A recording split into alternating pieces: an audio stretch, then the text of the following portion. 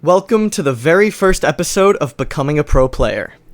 This is a series where I'm setting myself a challenge to go from being a washed Masters player who absolutely loves the game and making content to someone who actually competes on the professional stage.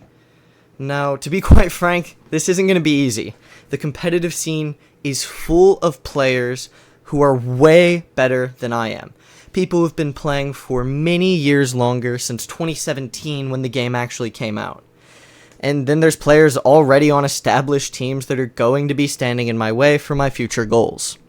But this is exactly why I want to take this journey, because I want to prove that any player, no matter how washed you are, how bad you are, if you're the Diamond Peak Edgar Random, you can still make it in the competitive scene with enough dedication.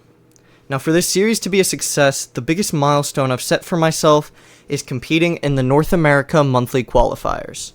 That's the target, the huge finish line for the first big arc in my content creation journey. But in order to make this happen, I'll need to hit a bunch of smaller goals along the way, each one building toward the bigger picture through weekly uploads. So today, I'm going to break down all the major goals I've set for myself, why I chose them, and exactly how I plan to achieve them.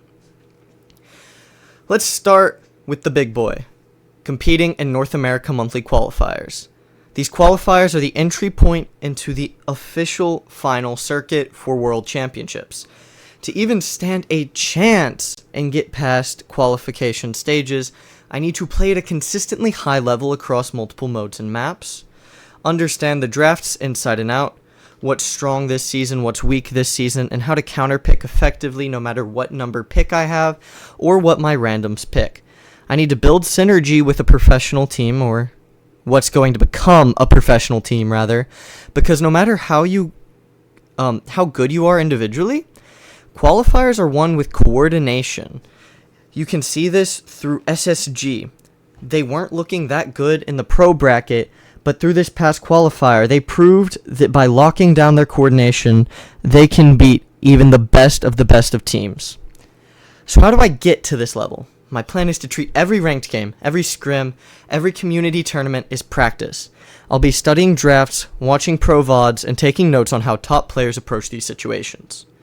And I'll be documenting all of it for you, both the wins, my painful losses, quite frankly, my crash outs, because improvement only comes if you're willing to be honest about your mistakes. Next up, the Maturino Winners Pin. For people who don't know, Maturino basically runs a bunch of community-held tournaments, and winning tournaments that have access to the Winners Pin gets you the Winners Pin. This isn't just about the cosmetics or flexing. It proves that I have constant exposure to different playstyles, and that I can handle matches when the pressure is high. These Maturinos will also be a place where I can test strategies before stepping into the official qualifiers with my team. My plan is simple. Enter as many Maturino tournaments as I can physically play, stream them all so that I can look back on the recordings. At first, it's probably going to be more about experience, getting knocked out in these first rounds, but over time as I improve, and hopefully I can have a team that improves alongside of me, my results will get better.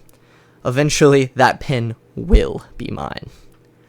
Now, to compete at a high level, I can't just rely on a handful of strong brawlers, especially for grinding ranked. I need a fully maxed account with every brawler ready at the top tier. Why does this matter? Because in competitive drafts, versatility is everything. If I only have half the roster maxed, I limit my option and my team's flexibility. Now, this doesn't go as much for pro play in tournaments, but for grinding that new Masters battle card and hopefully that pro battle card, because if we're being serious, no one at the competitive stage is going to take me seriously without pro rank. Here's my grind plan. Play every day to maximize resources from quests, ranked, and events.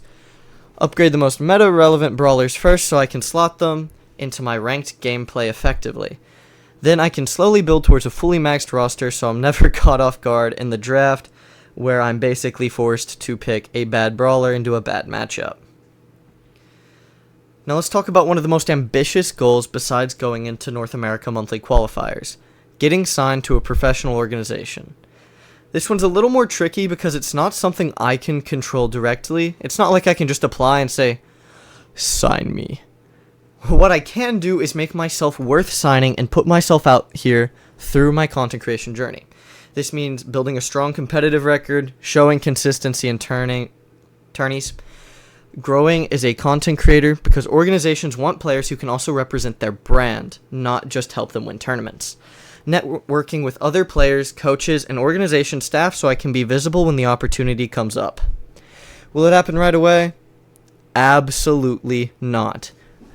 This series is a long journey, not a sprint.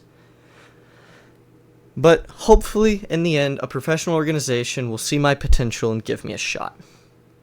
Now finally, just a little personal challenge for the new update is I want to reach 2,000 trophies on a singular brawler to get this new trophy icon. This is a grind that's going to put my consistency to the test and see if I can have what it takes to consistently play for hours on end. So there you have it, my roadmap for becoming a pro player. The main target, North America qualifiers. But along the way, I'll be grinding Maturino for that pin, maxing my account, getting every single tier max, chasing a 2,000 trophy brawler, and hopefully catching the attention of a semi-pro or pro organization. Each one of these goals will be dedicated throughout my weekly uploads where I dive deeper into the strategies and the progress that I'm making. This is just the start. In the following episodes, I'll show you how much work I'm putting in and how much better I'm becoming so that I can finally strip that title away of Washed Masters player. If you're excited to follow the journey, make sure to like, subscribe, and stick around because this is only the beginning of becoming a renowned pro player.